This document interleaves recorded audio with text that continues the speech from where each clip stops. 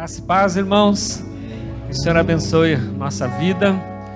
É uma alegria estar com vocês e juntos nós compartilharmos na palavra do Senhor Jesus. Amém? Hoje de manhã nós tivemos um culto bem gostoso e eu compartilhei essa palavra à noite, agora com vocês. Geralmente uma coisa que acontece é que ela não sai 100% igual, né? Então, alguma coisa sempre dá diferente. É o mesmo texto, a mesma palavra, né? Mas o contexto é diferente. A necessidade, às vezes, do coração de vocês, né, esteja alinhada numa outra direção. E o Espírito Santo ele é muito sensível, né? Ele pode usar o pregador, o que eu estudei aqui para falar para vocês, mas a direção que Deus dá é sempre única, exclusiva. Sabe por que disso? Porque Deus fala com você. Amém? Fala para quem está do seu lado aí. Deus quer falar com você. Aleluia.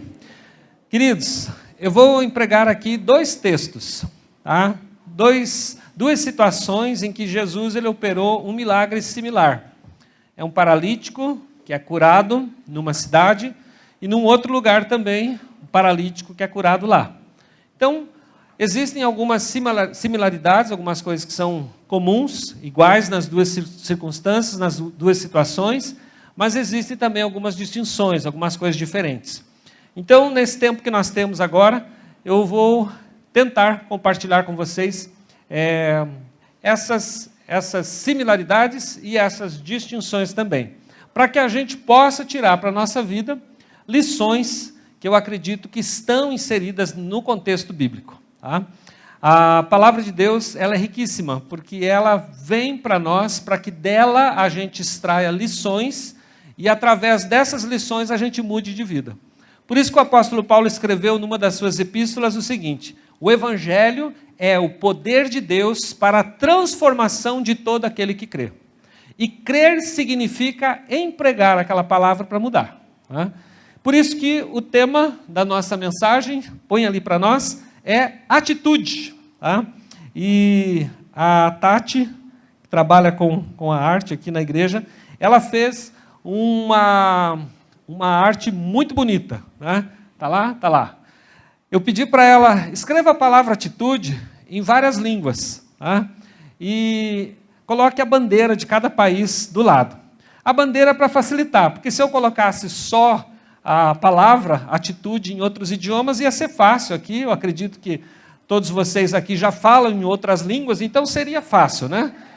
O Espírito Santo não encheu vocês, ele não disse que vocês falariam em outras línguas, né? Então, fica fácil, né? A primeira atitude é em alemão. Alguém tem algum alemão, descendente de alemão, que quer arriscar aqui para nós, falar atitude em alemão? O silêncio dá o auditório por vencido. Vamos para a próxima.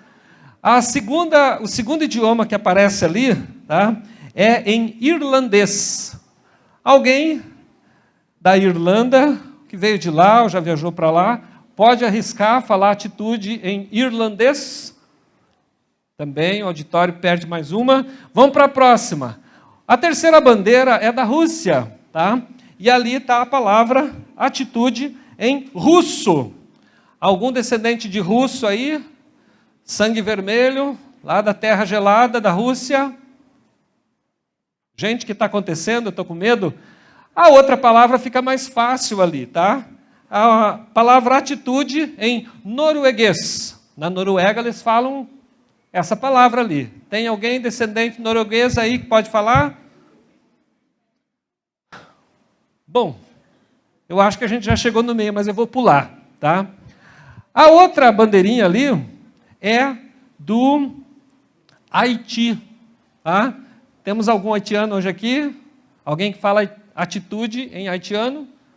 É fácil, né? Olhando assim, porque tem a mesma raiz, né? A outra palavra ali, agora vai ficar fácil, né? A outra palavra é atitude. E aquela bandeira que vocês estão vendo ali é da Polônia. Acredito que tem aqui gente descendente polonês. Eu sou um. Como é que é a atitude em polonês? Postawa. Tá? Vamos falar junto? Postawa. Isso, viu? Vocês falaram atitude em polonês. As línguas que Deus promete na sua palavra já estão começando a acontecer. Tá? A outra palavra, atitude, tá? Está em catalão. Catalão é quase espanhol. Tá? Alguém aí quer arriscar? Por gentileza, atitude em catalão, espanhol. Enéas, você morou na Catalunha, ou na Espanha, né? Fala aí, Enéas. Atitude. Bom, parabéns para Enéas, né? Glória a Deus. E a última palavra para atitude é aquela ali, ó. E ela está escrita em estoniano. Estônia é um país. Tá? E Jesus precisa chegar lá também. E está ali. É só ter atitude. Agora, eu acredito que todos nós vamos saber falar do nosso querido Brasil aí, né? Como que é atitude em português brasileiro? Vamos lá? Atitude! Glória a Deus! Aleluia! Queridos, por que dessa imagem, por que dessas palavras em outras línguas? Porque atitude é importante ter em qualquer lugar, em qualquer circunstância, em qualquer necessidade. Tá? Quando nós lemos a Bíblia, nós a lemos na nossa língua, no nosso idioma. Mas a Bíblia ela passou por várias traduções até chegar até nós. Ou seja, alguém teve atitude. Alguém um dia se debruçou sobre os originais e ali trabalhou horas e anos a fio para que eu e você pudéssemos ter a palavra de Deus escrita no nosso idioma hoje. Alguém um dia teve atitude. Alguém um dia estudou a língua portuguesa, estudou as línguas originais para tirar a verdade contida nos originais e trazer até nós. Originais do Novo Testamento grego, originais do Velho Testamento, o hebraico e também partes do aramaico para o Novo Testamento. E isso foi traduzido e nós temos a Bíblia hoje com acesso dentro do nosso idioma, para o nosso idioma. Alguém um dia teve atitude. Então, quando nós falamos em atitude, nós se referimos a uma série de coisas, uma série de circunstâncias. Tá? E nesses dois textos bíblicos aqui, nós vemos também a atitude de algumas pessoas. Tá?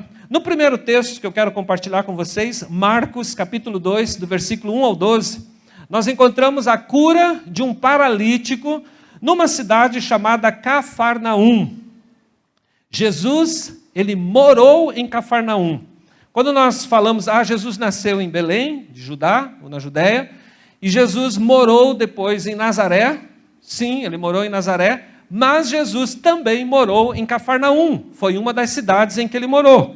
Vamos ver o que está escrito em Mateus 4, versículo 12 e versículo 13? Coloca lá para nós, Mateus 4, versículo 12 e o 13. Jesus, porém, ouvindo que João estava preso, qual João? O primo dele, o João Batista, foi preso. Por quê? Porque ele falou algumas verdades que alguém não gostou, alguém muito poderoso não gostou. E por conta disso, mandaram prender o João Batista. João então está preso, e aí Jesus voltou para a Galileia, Mateus 4,12. O 13, e deixando Nazaré, foi habitar em Cafarnaum, cidade marítima, nos confins de Zebulon e Naftali, ou Naftali, Mateus 4,13.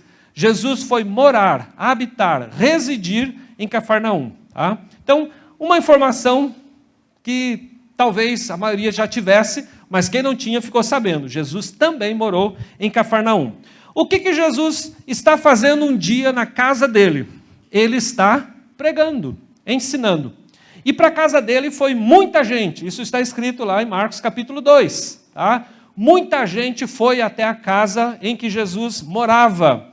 O que Jesus fez? Abriu um GC na casa dele. Jesus mudou da cidade em que ele residia, né, de Nazaré, e ele foi morar em Cafarnaum. Quando ele chega lá, o que ele faz? Abre um GC. Tá?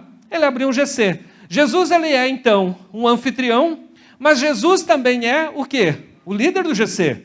Né? É ele que está ali pregando, ensinando. E muita gente foi até a casa de Jesus. Tá? Muita gente mesmo. Os escribas, né, que eram os estudiosos da religião hebraica, foram até lá, e outros tantos foram lá. No texto bíblico de Marcos capítulo 2, diz que tinha tanta gente que ocupou a casa e até na porta não conseguiam entrar. Esse tanta gente, numa casa não cabe tanta gente. Vocês concordam comigo? Alguém que tem a maior casa nossa aqui, se você quiser levar todo esse auditório hoje lá na sua casa, eu acredito que não vai caber, não. Vai ficar gente esparramado por tudo quanto é canto. Então a casa não é um lugar assim em que caibam muitas pessoas. Mas era o suficiente para entupir, de certa forma, e impedir o acesso de mais alguém para dentro da casa. Até na porta tinha gente. E aí o que acontece? 4 amigos de um paralítico resolveram levar o amigo até a casa de Jesus. Cara, você tem um problema e nós sabemos onde está a solução. Tá? Vem com a gente. Carrega um amigo. Chegando lá, não consegue entrar na casa. Tá? Então eles se deram por vencidos? Não. Eles tiveram atitude. Atitude de resolver o problema. Eles poderiam pensar, talvez, como a gente às vezes. Ah, não, hoje não dá para ir, então não vou. Hoje não dá para ir porque está frio, hoje não dá para ir porque está calor, hoje não dá para ir porque está cansado, hoje não dá para ir porque eu estou triste, hoje não dá para ir por qualquer razão. Então, vou outro dia. Gente, eu não sei se era quarta-feira, se era dia do GC na casa de Jesus, eu só sei que eles não deixaram para a semana seguinte. Se é para resolver, vamos resolver hoje. Por quê? Um dos nomes de Deus na Bíblia é já. Deus não está no teu passado. O teu passado já ficou para trás. Deus não está lá no teu futuro. Ele ainda não aconteceu. Deus está hoje, presente, na sua vida aqui nesse lugar. Amém? A Bíblia declara isso, que um dos nomes de Deus é já.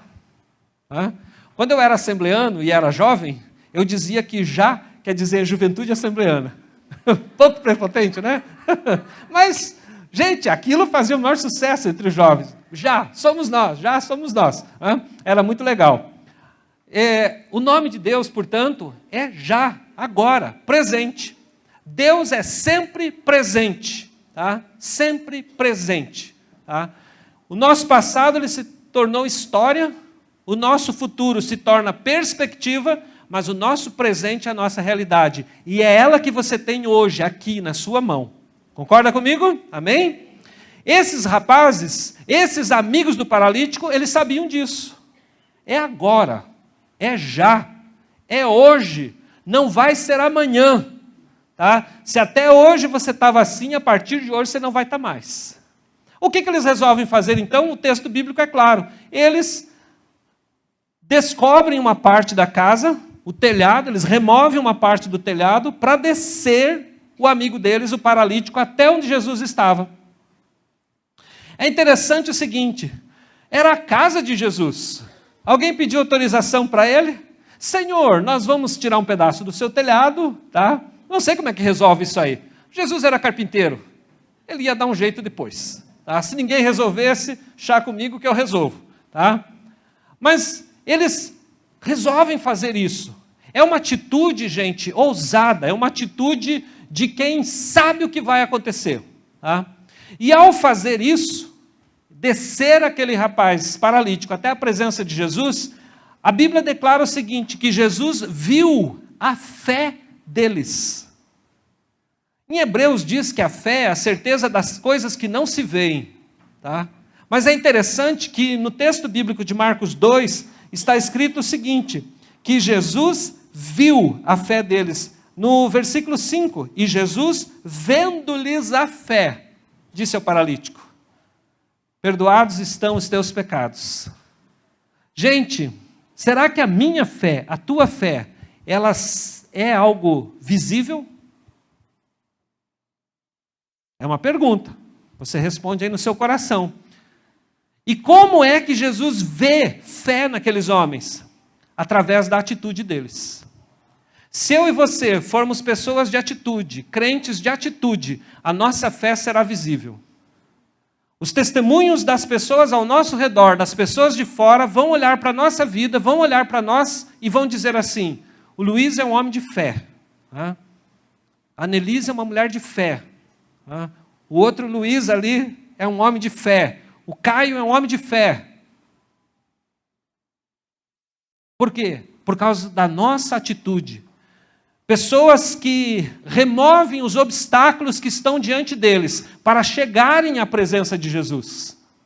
Não são pessoas que dão desculpas, não são pessoas que arrumam um jeito de não fazer as coisas acontecerem, mas são pessoas que verdadeiramente, ousadamente, tomam uma atitude e dão sempre um passo de ousadia. Fé é isso. Fé é acreditar naquilo que você ainda não viu. Mas é uma certeza, uma convicção tão grande que arde no teu peito, no teu coração, que você sabe que aquilo vai acontecer. Porque o poder não está em você, o poder está em Jesus. Mas o que está em você, o que deve estar em você é atitude. Nós somos muito passivos. Vocês já repararam nisso? Ah, Senhor, faça algo na minha vida. E Ele diz o quê? Pois é, Senhor. Vamos sentar, né? Vamos ver o que... Gente, você tem que saber o que você quer da sua vida, o que você quer para a sua vida. Afinal, ela é sua. Eu li um livro, algum tempo atrás, do Cortella, e ele diz o seguinte: só existem 2 datas extremamente importantes na vida de um homem. A primeira delas é aquela que nós comemoramos todo ano, o nosso aniversário. A data mais importante da vida de alguém é o dia que ele nasceu. Sabia, Rodrigo? Depois disso, você comemora 1, 2, 3, 4, 5, 50, esse ano 55. É a data mais importante, é o dia do teu nascimento. E sabe qual é a segunda data mais importante da vida de um homem, de uma mulher? É quando você descobre por que você nasceu. Aí todo o resto está resolvido. Por que eu existo? Por que eu estou aqui? Por que eu creio em Jesus? É simples, gente, mas é profundo, não é verdade? Porque tem muita gente que só sabe comer, beber e dormir. Não sabe por quê, mas ele faz isso todo dia. Ele come, bebe e dorme, e acha que a vida é isso. Então, cada vez ele quer comer mais e melhor, cada vez ele quer beber mais e melhor, e cada vez ele quer dormir, ou seja, uma vida mais e melhor, de maior conforto. A razão da vida não é só isso, não. Então, quando você descobre, você se veste e reveste de atitude. É interessante que Jesus, ele sempre dá um comando para nós, e a gente já vai ver isso aqui, tá? E o comando dele para nós nessa noite é: pense sobre isso. Você tem sido um homem, uma mulher de atitude? Como que você pode afirmar isso? Ou quais áreas da sua vida que você precisa tomar uma atitude? Que seja hoje, que seja agora. A gente acabou de cantar isso, amém? Queridos, Jesus então, naquele auditório que ele está, ele encontra o quê? Ele encontra oposição. Ele vê a fé naqueles homens ali. A atitude deles torna a fé deles visível. Mas ele também faz uma leitura de coração. Ali tem muita gente que estava razoando no próprio coração, dizendo o seguinte: quem é ele para perdoar pecado? Porque Jesus disse: perdoados estão os teus pecados. E Jesus também sabia o que estava no coração deles, como ele sabe o que está no teu coração agora. Exatamente esse pensamento que você acabou de pensar, ele já sabe.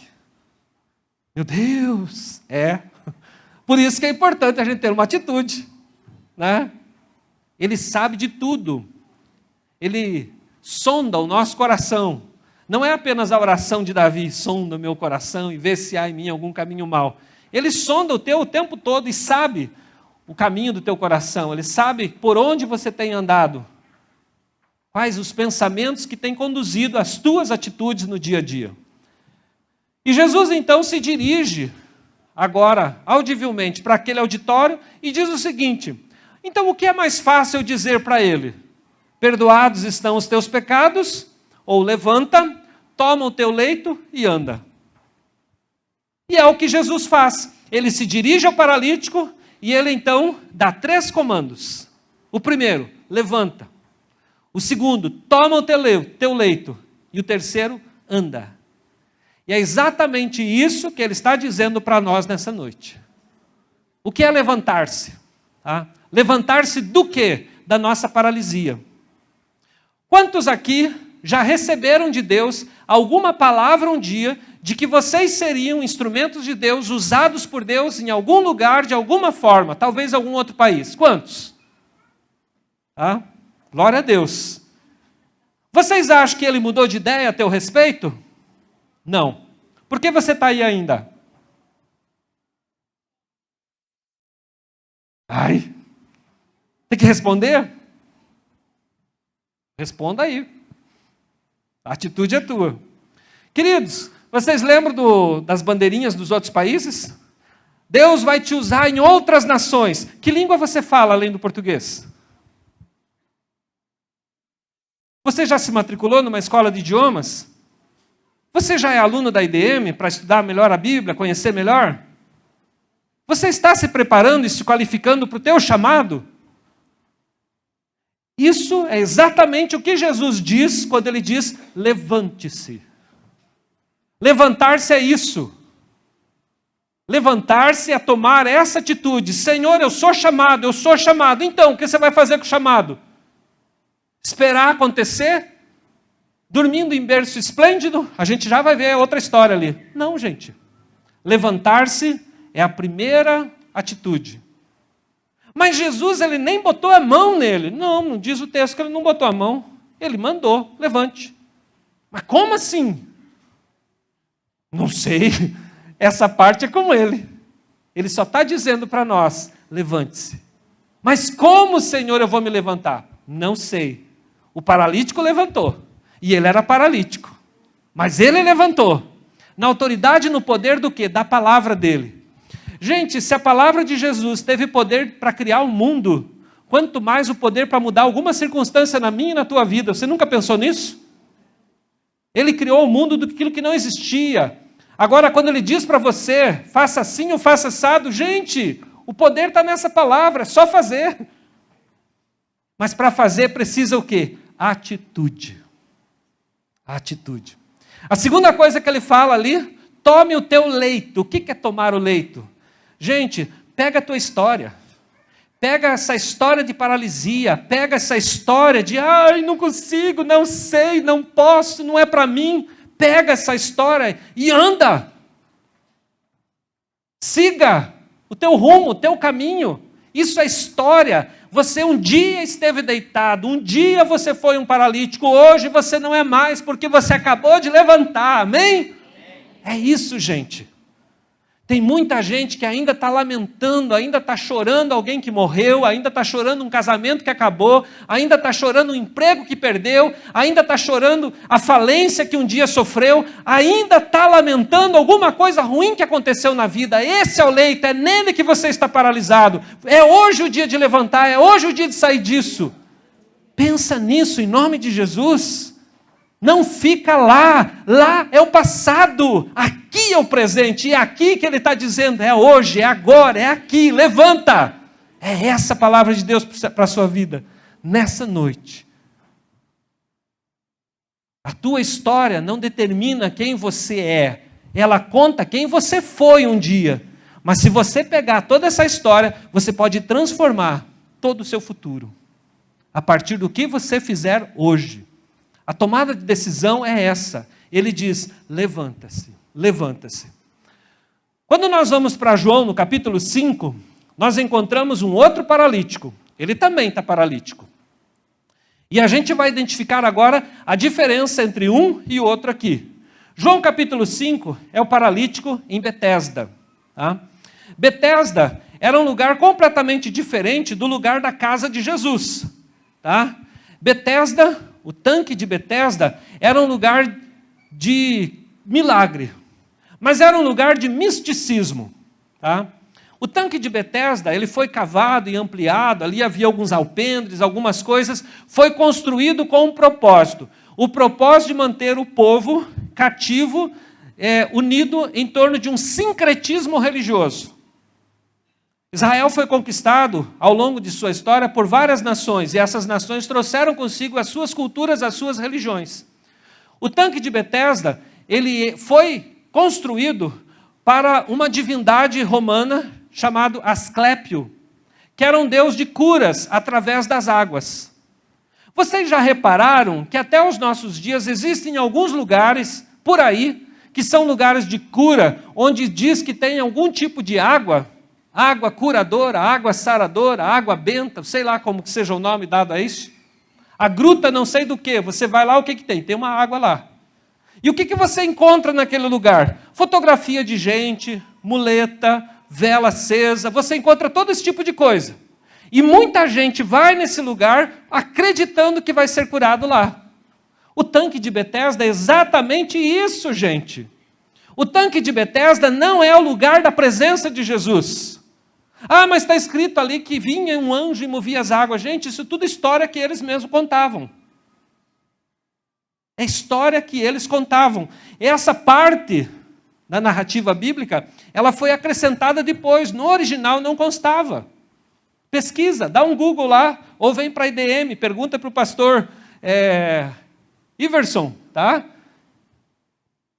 Ele vai mostrar para você, tá? Então lá era um lugar de cura, era um lugar de romaria. O texto bíblico de João capítulo 5 diz o seguinte, ó. Em Jerusalém, próximo à Porta das Ovelhas, havia um tanque chamado em hebreu Betesda, o qual tem 5 alpendres. Cada alpendre tinha um significado, por isso que foi construído daquele jeito. Nestes jazia grande multidão de enfermos, cegos, coxos e paralíticos, esperando o movimento das águas. Quando que acontecia? Ninguém sabia. Era um amontoado de gente, um amontoado de doente, um amontoado de cego, coxo, paralítico e tal, era aquele fervo de gente lá. Outra vez nós encontramos um fervo de gente. Na casa de Jesus tinha, que não deu para o aleijado entrar. Aqui nós encontramos também um fervo de gente esperando alguma coisa acontecer. Não era desse jeito. Não é desse jeito que Jesus cura.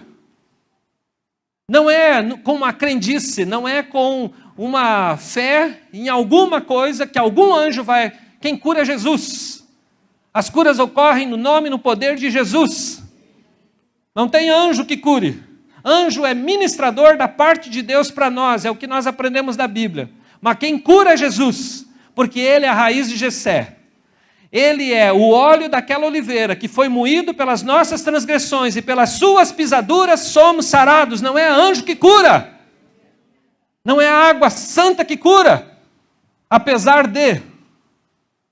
Não são esses patuás, não são essas coisas. Isso é crendice, isso é misticismo, gente. O poder está no nome de Jesus. Esse nome é bom. E é sobre esse nome que todo joelho se dobra e toda língua confessa que Ele é Senhor e Salvador. O que acontecia era o seguinte.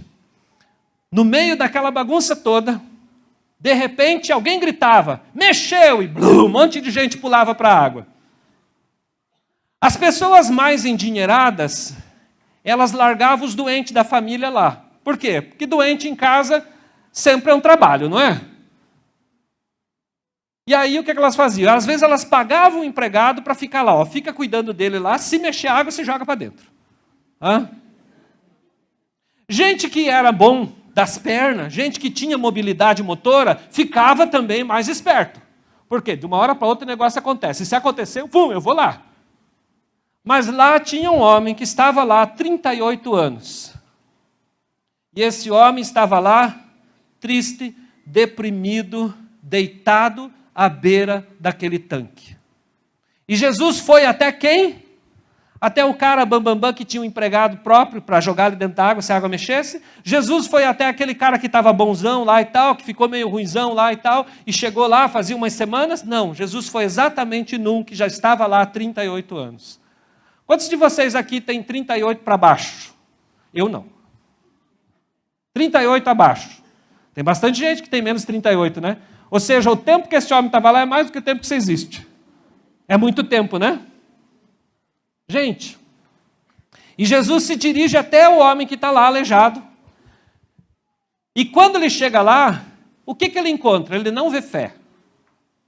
Ele não vê fé naquele homem. Tanto é que no primeiro milagre, Jesus viu a fé deles, dos amigos e do aleijado. Aqui, Jesus chega e faz uma pergunta que ele não fez para o outro que ele curou na casa dele. Ele chega para esse e pergunta, o que você quer que eu te faça? O homem respondeu: me cure. Não. Por quê? Porque ele estava triste, amargurado, carregado. Senhor, eu estou aqui há tanto tempo e ninguém me ajuda. Não tenho ninguém por mim. Ninguém que quando essa água mexe me joga dentro d'água. Ou seja, ele estava possuído de mágoa, de rancor, de uma série de coisas. Tanto naquela situação, quanto nessa situação, primeiro, Jesus diz assim: perdoados estão os teus pecados. A primeira coisa que Jesus faz na vida de alguém é perdoar os pecados. Porque todos nós os temos. Alguns mais, outros menos, mas todos nós temos pecados. A nossa natureza é má, é pecaminosa. Nós somos filhos de Adão, natureza caída. Só podemos nascer de novo através do sangue e do sacrifício de Jesus naquela cruz. Só. É isso que nos torna novos diante de Deus. E Jesus então dá para esse paralítico de Betesda o mesmo comando: levanta. E o que ele fez? Levantou. Depois ele diz: toma teu leito. Ele tomou e anda. E ele foi embora. No meio daquela multidão, no meio daquele fervo todo, Jesus saiu. Ele só curou esse. Ou seja, Jesus foi lá naquele lugar, ele foi lá naquele meio místico, para operar um milagre. Porque Jesus se importa com gente, Jesus se importa com pessoas. O ambiente é bem diferente. O ambiente da casa de Jesus devia ser maravilhoso, né? Aquele outro ambiente era pesado. Talvez um ambiente que nós mesmos não gostaríamos de estar, mas lá foi Jesus, para resgatar alguém.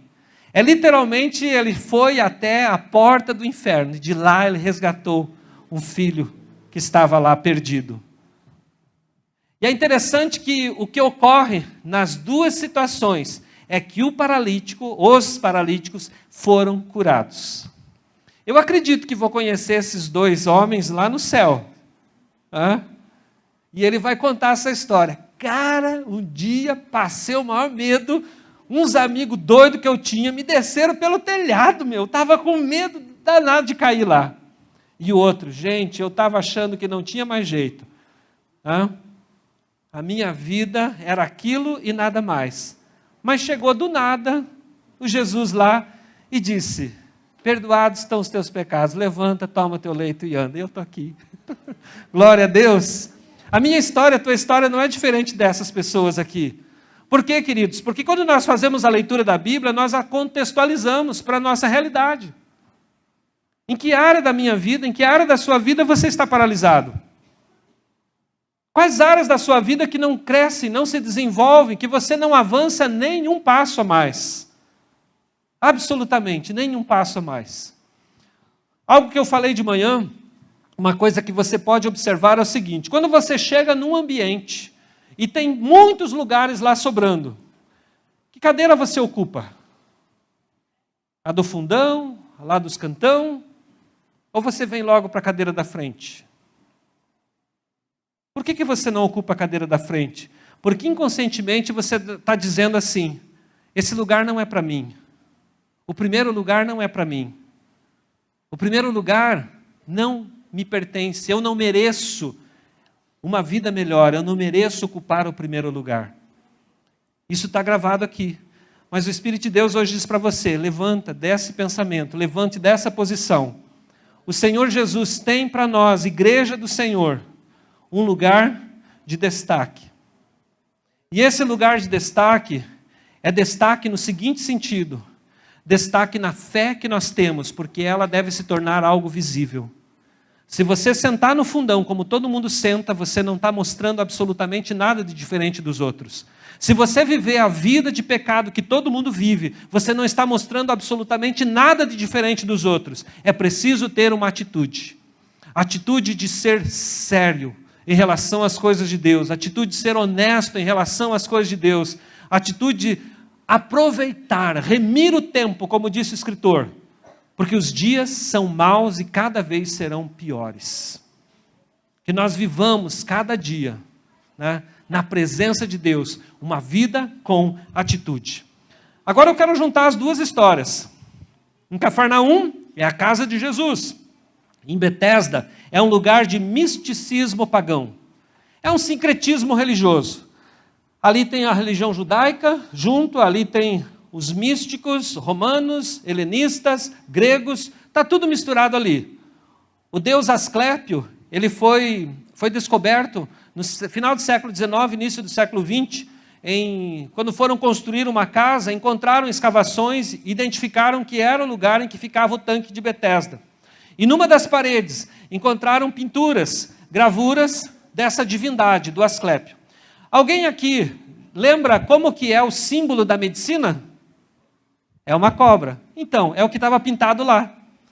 Uma cabeça do homem, né, do deus Asclépio, com barbas, e o corpo dele era uma serpente enrolada numa haste. Exatamente o símbolo da medicina para os nossos dias. Era a divindade da cura. Então foi descoberto isso lá. Os ambientes eram completamente diferentes. A casa de Jesus em Cafarnaum nunca ninguém descobriu, nem sabe onde que é. Mas esse lugar pagão foi descoberto. Para que Deus permite que essas coisas aconteçam? Para Ele mostrar para nós a realidade das coisas. A segunda questão aqui é a condição dos necessitados. O problema dos dois era o mesmo, paralisia. O primeiro, ele tinha amigos e sabia quem era Jesus, e os amigos sabiam quem era Jesus. E esses amigos é que levam o paralítico até a presença de Jesus. Quem são os seus amigos? Na igreja, são as pessoas que um dia te convidaram para vir aqui. Na vida, são as pessoas que oram por você, que te conduzem na palavra de Deus, que discipulam você, que insistem para você estar no GC na quarta-feira. Esses são os amigos. O que eles estão querendo fazer com a atitude deles? Dizer assim, vamos chegar mais perto de Jesus. Vem andar comigo na presença de Jesus. Esses são os amigos. Você tem esses amigos? Amém? Você não está sozinho.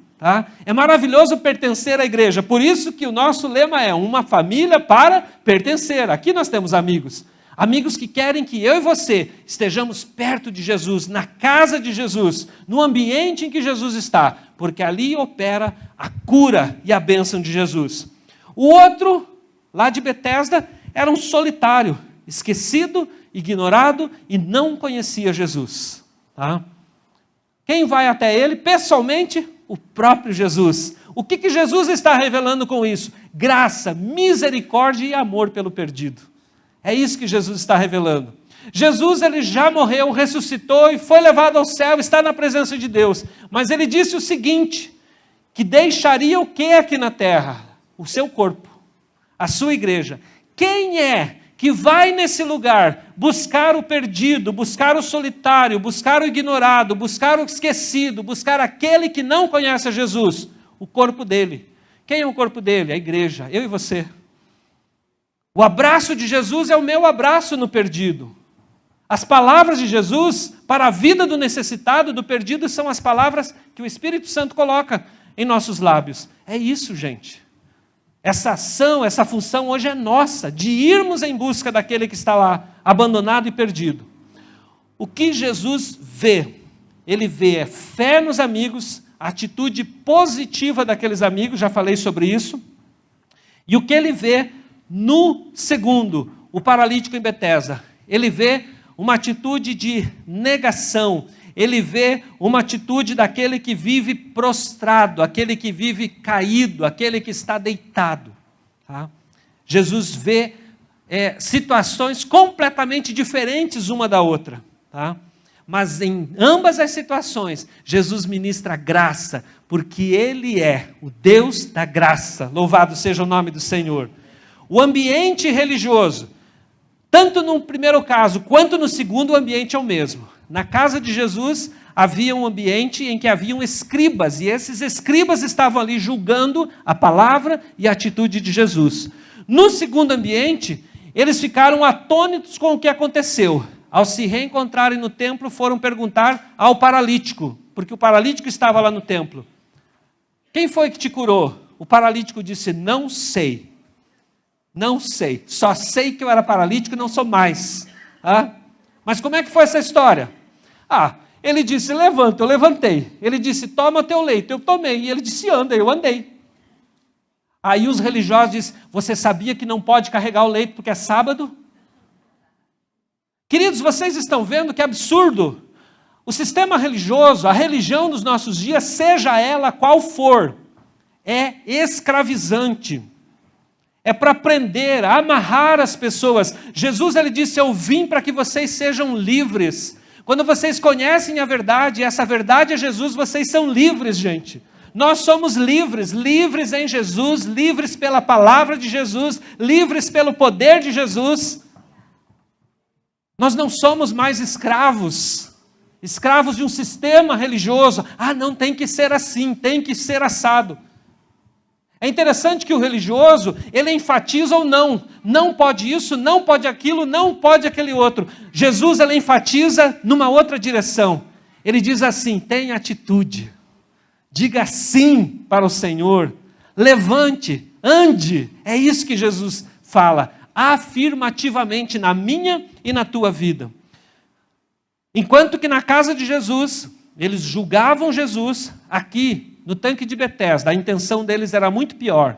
A intenção deles era matar Jesus. Tá? Diante dessa palavra, eu quero desafiá-lo nessa noite a levantar-se da onde você está. Eu acredito que o Espírito Santo falou algo ao seu coração. Quando eu estudei, li as duas histórias, o Espírito Santo me fez pensar em algumas áreas da minha vida que eu precisava me levantar.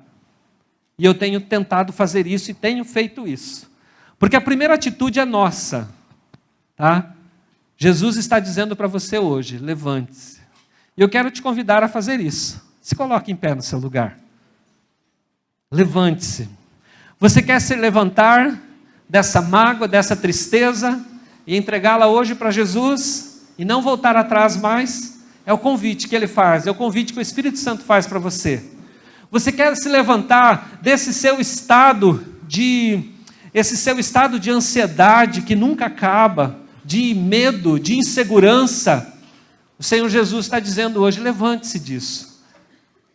Você quer se levantar dessa instabilidade emocional que você vive?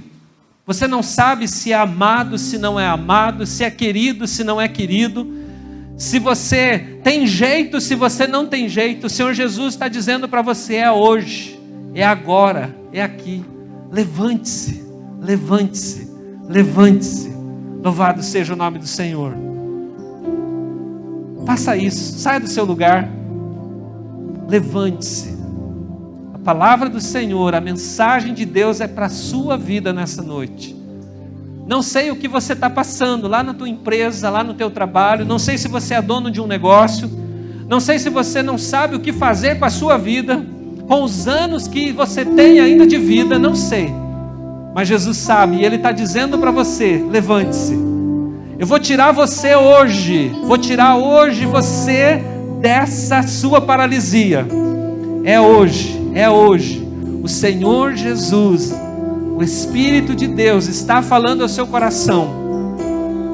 Você está doente? É uma doença física ou é uma doença emocional? É uma doença que surgiu de onde e como? Não sei. Mas o Senhor Jesus diz hoje para você, levante-se da onde você está e venha, porque Ele é a cura. A raiz de Jessé, o óleo que foi moído, está aqui. E Ele quer ser aspergido sobre a sua vida.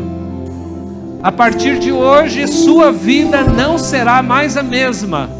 A paralisia vai ficar para trás. E a partir de hoje, você vai ser aquele que se levantou, tomou o seu leito e andou na presença do Senhor Jesus. Aleluia! Louvado seja o teu nome, Senhor. Louvado seja o teu nome. O Senhor Jesus ainda está te convidando, ainda está te chamando. Teus irmãos já vieram aqui à frente, alguns já estão aqui, mas você que ainda está no seu lugar, o Senhor está te convidando. É uma mudança que vai acontecer na sua vida a partir de hoje. É uma mudança na sua vida, é uma mudança na sua história. Você vai poder falar a partir de amanhã, até ontem eu era um paralítico, a partir de hoje eu não sou mais. Até ontem eu era carregado pelos outros, Hoje eu ando com as minhas próprias pernas. Hoje eu caminho com as minhas próprias pernas. Louvado seja o nome do Senhor.